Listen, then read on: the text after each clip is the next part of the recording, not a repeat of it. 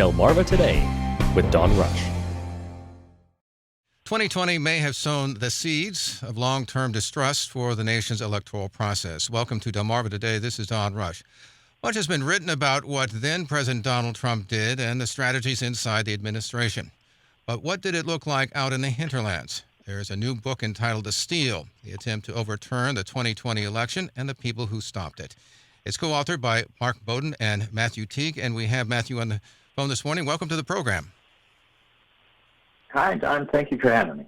So one of the things that really fascinated me was the idea that you really looked at this at the grassroots level, both in terms of the folks who stopped the overturning election, but also the people who were pushing it on the grassroots level, beyond just simply somebody like Giuliani. Tell me a little bit about why you took that approach.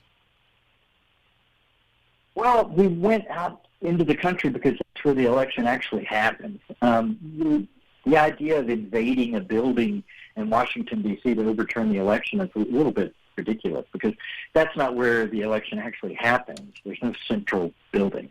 It happens in a decentralized way, which is one of the strengths of the system, is that it happens in the states and the counties and towns throughout the country. So we decided to go out and find out what really happened where the election took place. And some of it is harrowing, and some of it gives hope.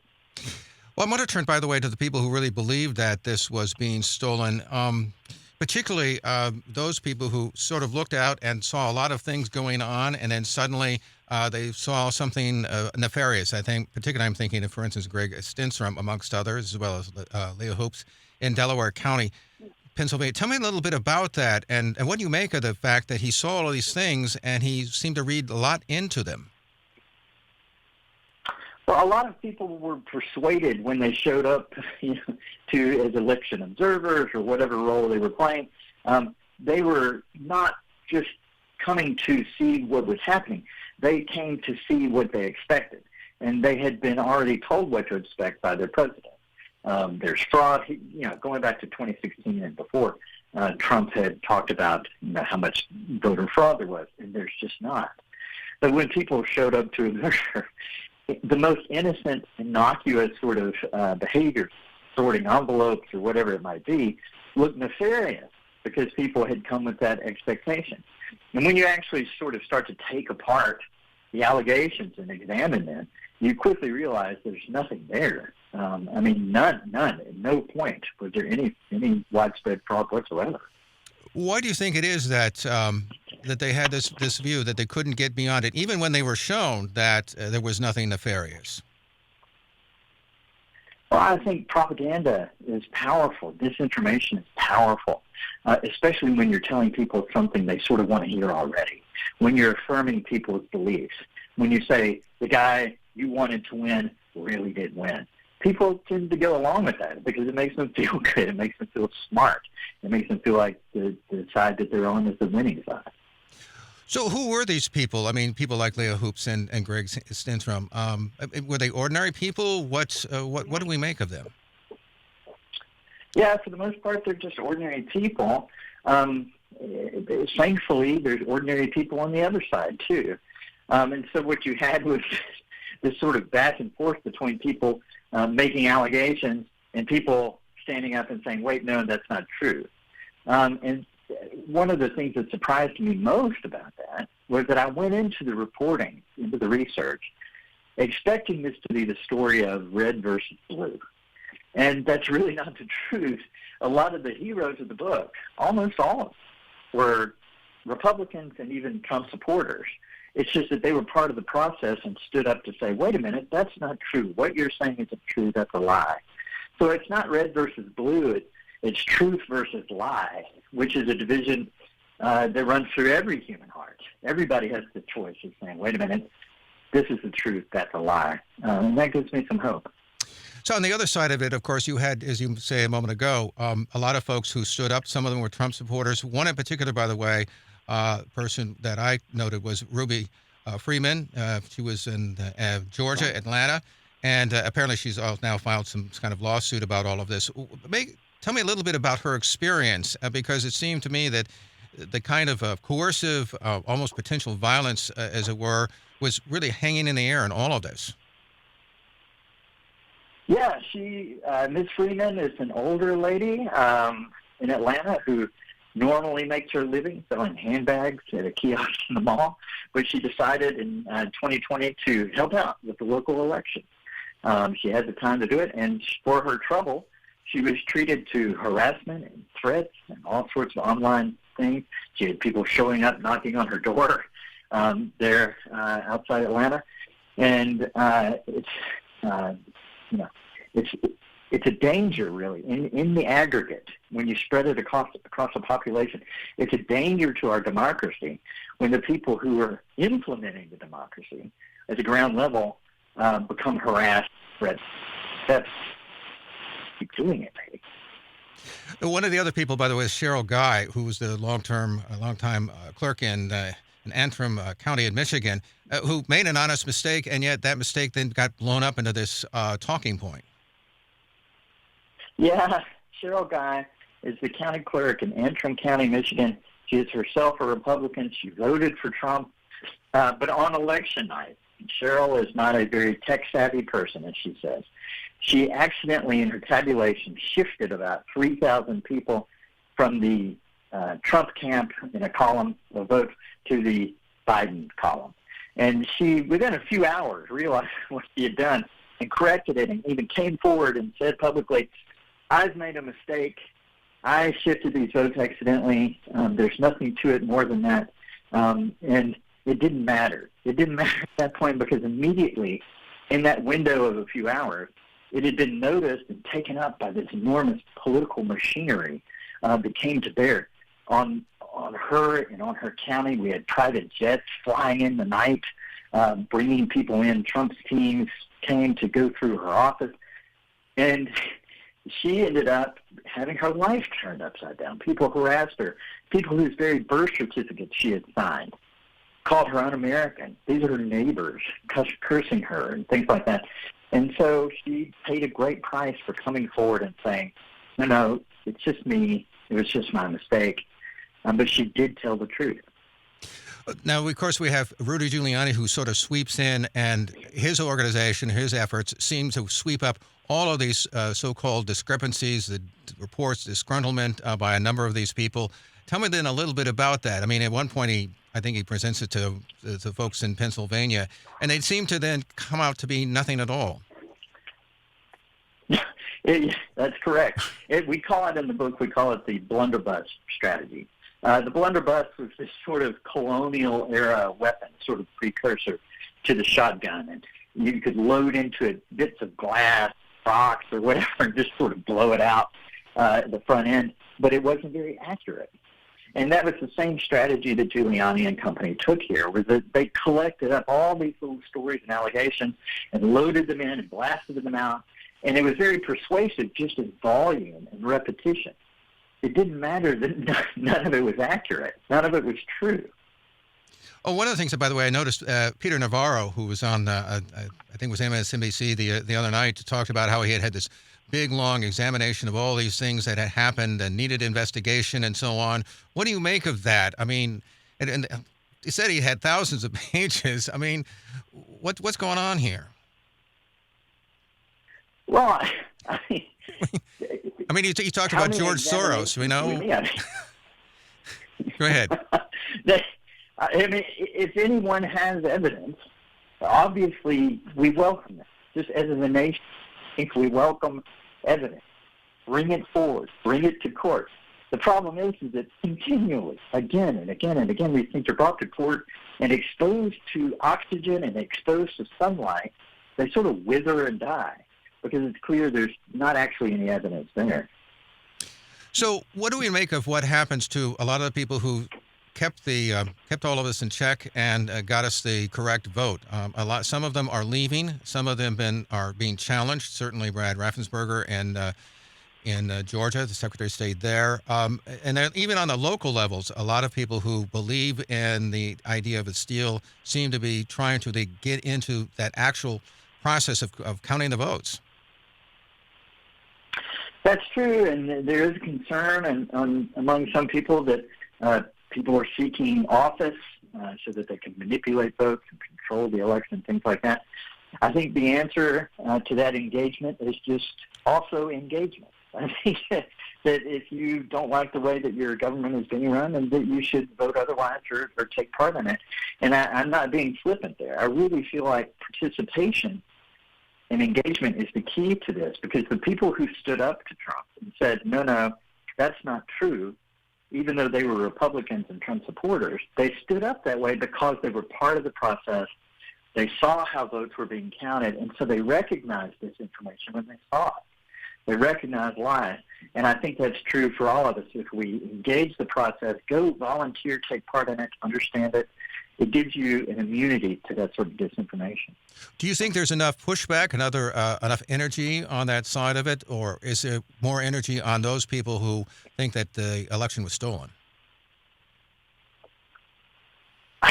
There's a lot of energy, a lot of energy on both sides. I think that a lot of Americans have sort of run to the extremes, which is unfortunate. And I think we're in the middle of it. It's difficult to know what the outcome will be until we get to our next round of elections.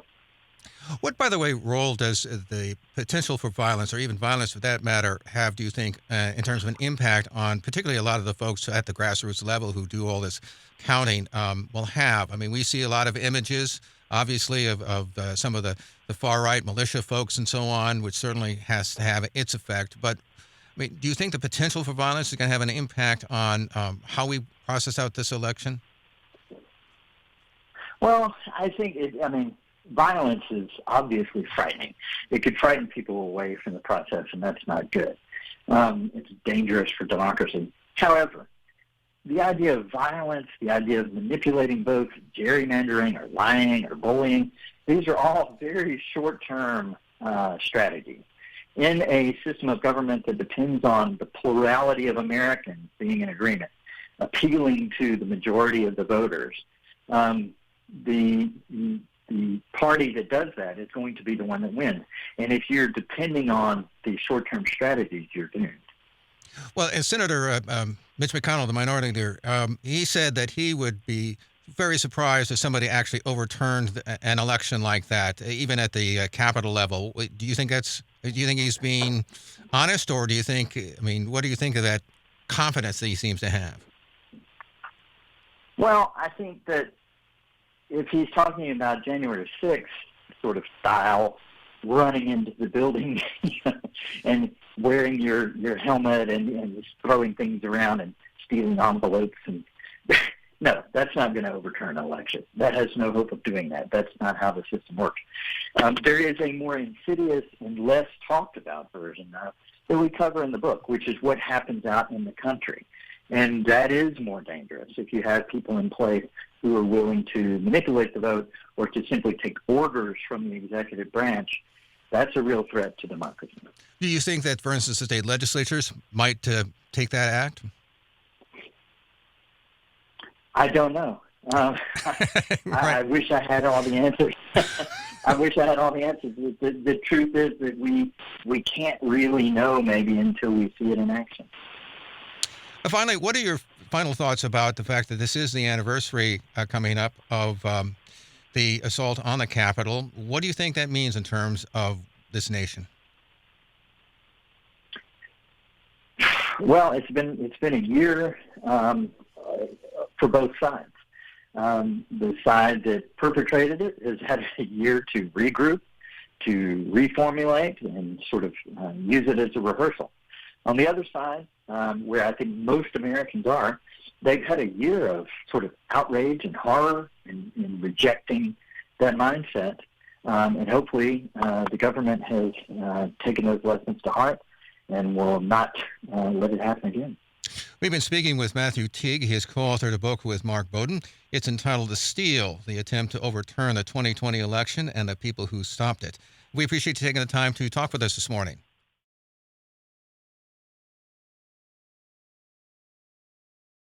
This week marks the one-year anniversary of the assault on the nation's capital by Trump supporters. And President Biden marked this day with a fiery speech in Statuary Hall on Capitol Hill.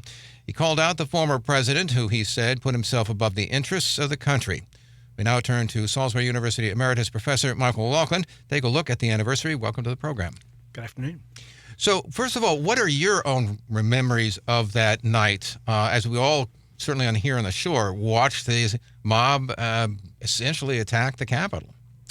Well, like most Americans, I suspect, I was sitting in my living room watching the inauguration, rather the vote count. The vote count take place, and was astonished to see what was happening in terms of the beginning of the crowds going up the steps, and clearly with the police, it began to be overrun, and I remember the reporters, of course, being quite surprised about all of this and stumbling essentially to try to come to grips with what in fact was happening. I think it was pretty clear that this was not supposed to be happening, but there was not an immediate sense about what in fact we would call this thing, which I think has continued to be the case. In terms of what you thought it might mean, did you have any question as to whether or not the vote count would be completed? Or did that even occur to you? Initially, I had little doubt that it would be. The count would go forward. And I think one of the lessons that we've learned here is that how fragile the situation actually was. And moving forward, the necessity of making sure that precautions are taken such that this will never occur again, so that the interruption of the vote count, which is so critical for the transfer of power from one administration to the next after an election, can take place without interruption. Of course, Joe Biden this morning gave a speech, as I indicated, a fiery speech, and he called out the former president. Amongst other things, he said, for the first time in our history, a president had not just lost an election, he tried to prevent the peaceful transfer of power as a violent mob breached the Capitol. He went on to say that Trump values power over principle because he sees his own interest as more important than his country's and America's interest, because his bruised ego matters more to him than our democracy or our Constitution. He can't accept that he lost. Are you surprised that the president called out the former president directly? In this case, no, because I think the evidence is emerging, and I think the definitive report from the Select Committee in Congress will be the defining moment when we get a much clearer picture. But I think the evidence is emerging that Mr. Trump, as president, was in fact attempting through various means to try to stop the vote count and try to stay in office. The most interesting case, of course, was the pressure on his vice president, Mike Pence, to in fact try to use his position as simply the counter of the votes to put aside, or at least delay the vote count going forward. And the evidence is coming out that, in fact, this was what Trump and his allies were attempting to do, to try to place pressure on that vice president to do what no vice president has done previously. And clearly that was the danger to our democracy. So I think that the President Biden, was in his right. And in fact, it was necessary for him to call out. It's much too late now for us to mince words here. We need to move forward with what in fact was happening. That this particular president, Mr. Trump, is an authoritarian, and in terms of his perspective, power matters most to him, and democracy, the integrity of the vote, of course, is clearly unimportant to him. There was a lot of ceremony on the Capitol Hill today. We saw the senators, as a matter of fact, commemorating this. Chuck Schumer, the majority leader. Absent was, of course, any Republicans on the floor today, or even marking this day. What do you make of that? Presently, the Republican Party is clearly controlled in many ways by the former president. And that politically, what Republican politicians are now doing is walking a very fine line. On the one hand, attempting to perhaps try to mark out an agenda that they have been marking out previously, but making sure they don't cross Trump. And because they need the Trump base, the Republican base is the Trump base at this point in time, and hence any kind of opportunity where they can seem to be in support of this former president, they'll go to that point and avoid any confrontation with the president. I saw at one point one of the senators, I believe, referred to the idea that silence was tacit approval. Do you think that's true? Yes, I do. I think that again, for many of the Republican politicians, do they actually believe the election was stolen? They don't. But they know that the base, much of the base, continues to believe that's the case. And so they will play to that base so long as they see it as politically important to them. And of course, we will see whether or not that is the case in the midterm elections coming next fall. A couple of polls I was looking at. CBS poll said that more than half of Republicans view the insurrectionists as defending the freedom, and that 4 in 10 in the Republican Party did not see the insurrectionists as necessarily violent. What do you make of this? I mean, particularly 1/3 of the Republicans, as I understand it, think that violence may be okay to defend democracy. I mean, where are we with this violence? And not only we saw in the Capitol, but obviously we could also see and did see some, in the case of some of the vote counts, out in the hinterlands and where the votes are counted. This is probably one of the more disturbing trends, I think, within the Republican Party at this point in time, and that is the disregard for essentially the integrity of the vote that took place in 2020, but also the embrace then, or the idea that violence is now tolerable and for in our politics. And this is part of the danger, I think, that we see going forward is to the extent that Republican politicians do not denounce this kind of support, then they move our politics in a disturbing direction, I think, moving forward. Now, the Attorney General, Merrick Garland, has said that he was going to hold people responsible for the January 6th attack on the Capitol, make them accountable. We've certainly seen a large number, hundreds actually, who have been charged, certainly, who were involved in it. Do you have any faith that beyond those who directly participated in the violence, who directly participated in the invasion of the Capitol, above them, that they will ever be held accountable? Garland made a speech just recently where I think his intent was basically to say, the way prosecutors work is you have to gather your evidence first and that you move from the ground on up. And I think the implication was that he was attempting to respond to the criticism that the Department of Justice hasn't gone after the big fish yet. We will see. I think the evidence so far is that the Department of Justice has in fact prosecuted people, has held many to account at the present time. And so I still have at least some hope that the ringleaders, because it's pretty clear that part of what happened on January 6, 2021 was planned. Right? Part of it was unplanned with the mobsters who were there without any kind of overall plan in their heads. But clearly part of it was planned, and the responsibility for the violence does rest, I think, with Trump and with many of his allies. And my hope would be that the Department of Justice will prosecute accordingly. How far up the chain do you think it might go? I know you're not a legal expert here. I must. Yeah, I'm not a legal expert. I think it strikes me that the evidence is pretty strong.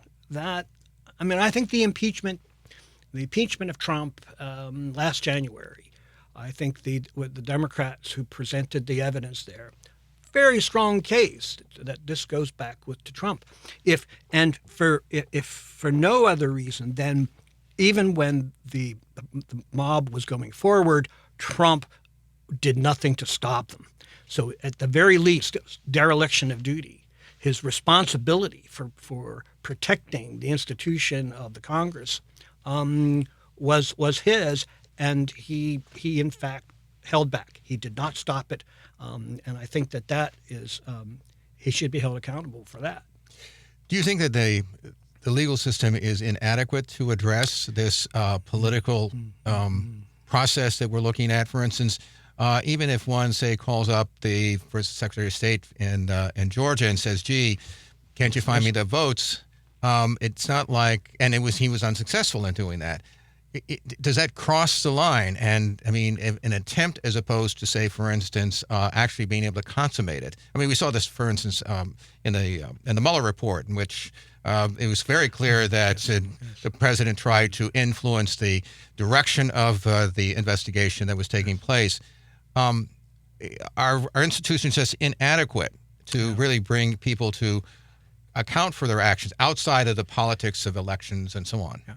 Now, that's an excellent question, I think, and I think for us who look from outside the legal system, who are not experts in the legal system, in the light of the Mueller report and of course this the January 6th event, we seem, from a common sense point of view, that these clearly that a president has overstepped his authority and has violated his oath of office in so many ways that surely some legal remedies can be put at hand beyond the impeachment question. I mean, the impeachment should have gone forward, and the Senate should have, if they had done their duty, they should have voted in favor of impeachment to convict him and therefore prevent him from running for office again.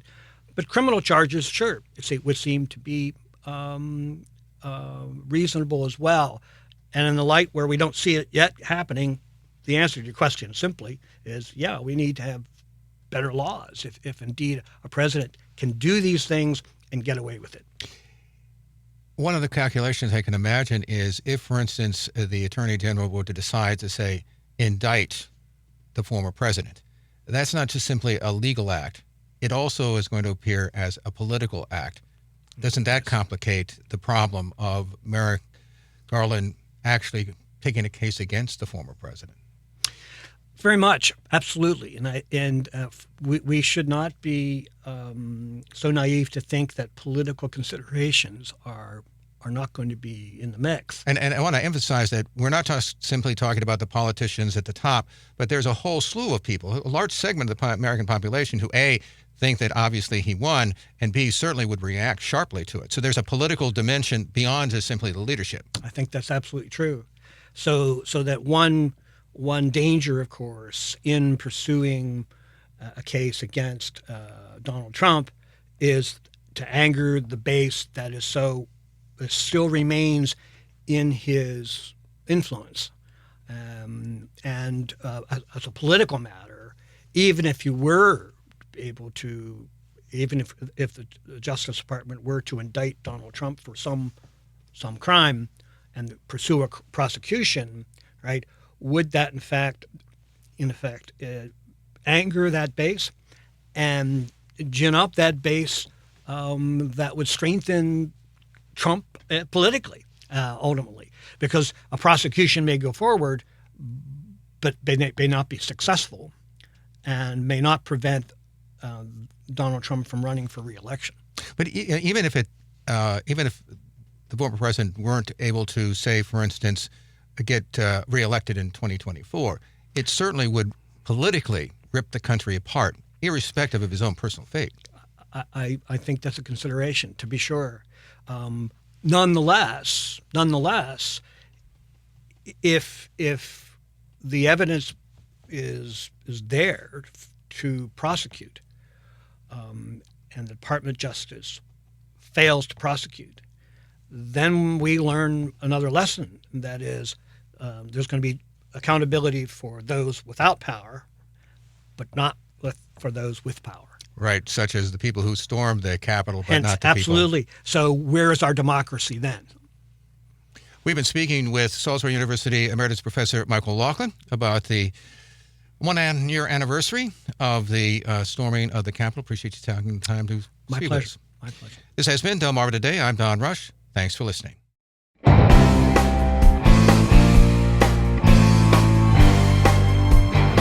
Delmarva Today with Don Rush.